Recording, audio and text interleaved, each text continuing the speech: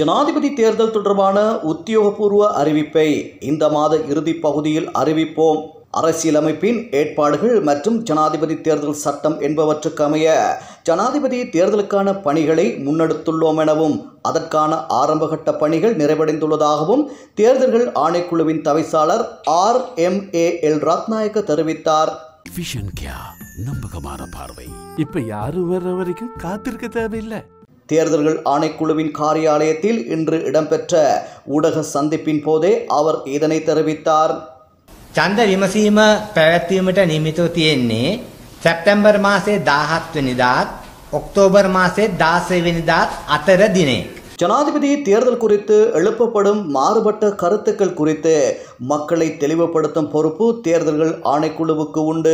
அரசியலமைப்பின் ஏற்பாடுகளுக்கு அமைய எதிர்வரும் செப்டம்பர் மாதம் 17ஆம் திகதி முதல் அக்டோபர் மாதம் 16ஆம் திகதி வரையிலான காலப்பகுதியில் ஜனாதிபதி தேர்தல் வாக்கெடுப்பை நடத்துவதற்கு உத்தேசிக்கப்பட்டுள்ளது.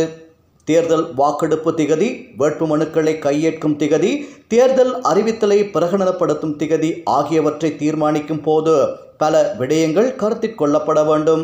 வேட்பாளர்களின் பிரசார நடவடிக்கைகளுக்கு போதுமான கால அவகாசம் வழங்குதல், வாக்கெடுப்புடன் தொடர்புடைய சட்ட ரீதியான கடமைகளுக்கு போதுமான கால அவகாசம் வழங்குவதை போன்றோ அனைத்து வாக்காளர்களும் வாக்களிப்பதற்கு பொருத்தமான சூழலை கொண்ட ஒரு தினத்தை தீர்மானித்தல் குறித்து கவனத்தில் கொள்ளப்படும்.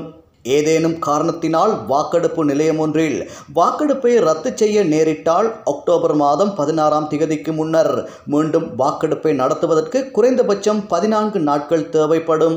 வேட்புமனுக்களை பொறுப்பேற்கும் காலப்பகுதி காலை 9 மணி முதல் 11 மணி வரை என்று 2 மணித்தியாலங்கள் வரையறுக்கப்பட்டிருப்பதால் பெயர் குறித்த வேட்புமனுக்களை கையேற்கும் போது பாரம்பரியமாக கடைபிடிக்கப்படும் மத சம்பிரதாயங்களையும் கருத்தில் கொள்ள வேண்டும்.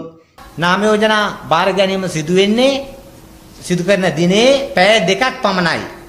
9 සිට 11 දක්වා පමණයි නාම යෝජනා බාර ගැනීම සිදු කෙරෙන්නේ. 11:30 දක්වා තව විරෝධතා දැක්වීමේ කාල සීමාවක් තියෙනවා. එතකොට අර පැය දෙක ඇතුළත සියලුම දෙනාට නාම යෝජනා බාර දිය හැකි වෙන පරිදි රාහු කාලය වගේ දේවල් බලනවා අපේ අය. ඒ නිසා ඒවත් ඉවත් කරලා සුදුසු දිනයක් තමයි යොදා ගන්න. பொது காரணிகள், அரசியலமைப்பின் ஏற்பாடுகள் மற்றும் ஜனாதிபதி தேர்தல் சட்டம் ஆகியவற்றை கருத்தில் கொண்டு வாக்கெடுப்பு திகதியை இந்த மாதத்தின் இறுதி பகுதியில் அறிவிக்க முடியும். ஜனாதிபதி தேர்தலுக்கான அறிவிப்பை விடுக்கும் அதிகாரம் தேர்தல்கள் ஆணைக்குழுவுக்கு ஜூலை நாளை கிடைக்கப்பெறுகிற நிலையில் வாக்கெடுப்பு திகதியை ஆணைக்குழு உடனடியாக அறிவிக்க வேண்டும் என்று ஒரு தரப்பினர் குறிப்பிடுகின்றனர். அரசியலமைப்பின் ஏற்பாடுகள் மற்றும் ஜனாதிபதி தேர்தல் சட்டத்தை ஆராயும் போது நடைமுறை தன்மையை விளங்கிக் கொள்ள முடியும். இந்த மாத இறுதி பகுதியில் தேர்தல் தொடர்பான அறிவிப்பை வெளியிட்டவுடன் அன்றிலிருந்து 16 முதல் 21 நாட்களுக்கு வேட்புமனுக்களை பொறுப்பேற்கும் திகதியை அறிவிக்க வேண்டும். வேட்புமனுக்களை பொறுப்பேற்ற திகதியிலிருந்து 4 முதல் 6 வாரங்களுக்கு இடைப்பட்ட காலப்பகுதியில் ஜனாதிபதி தேர்தல் வாக்கெடுப்பு திகதியை அறிவிக்க வேண்டும். தேர்தலுக்கு 2024ஆம் ஆண்டுக்காக அத்தாட்சிப்படுத்தப்பட்ட புதிய வாக்காளர் டாப்பு பயன்படுத்தப்படும்.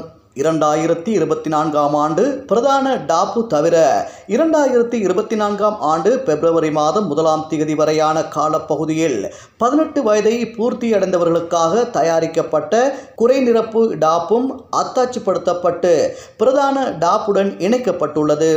இதற்கமைய இம்முறை ஜனாதிபதி தேர்தலில் வாக்களிப்பதற்கு 1,71,40,000 வாக்காளர்கள் தகுதி பெற்றுள்ளனர். மேலும் தேர்தல் பணிக்காக ஆரம்பகட்ட பணிகள் நிறைவடைந்துள்ளதாகவும் அவர் தெரிவித்துள்ளமை குறிப்பிடத்தக்கது.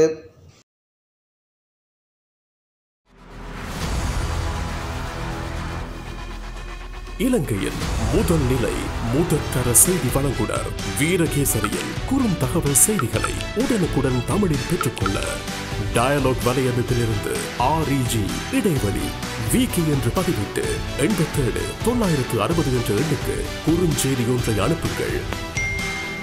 வீரகேசரி செய்தியுடன் இணைந்திருங்கள்.